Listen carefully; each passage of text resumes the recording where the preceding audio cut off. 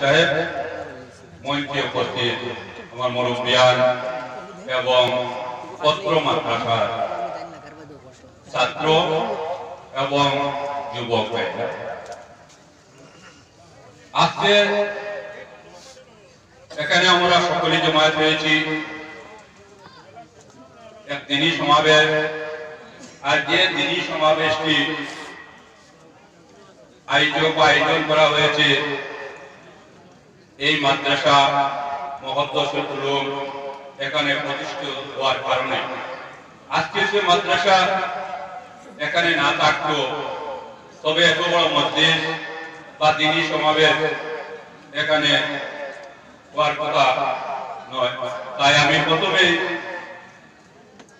হাফিজ আব্দুল কাদের কাসুনি সাহেবকে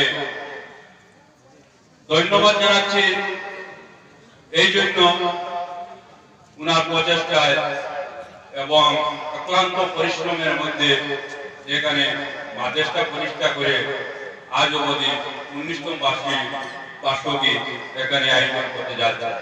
এবং আমি সেই সঙ্গে এই মাদ্রাসার ভূমিদাতা আলহাজ আজম আলী লস্কর সাহেবকেও ধন্যবাদ জানাচ্ছি।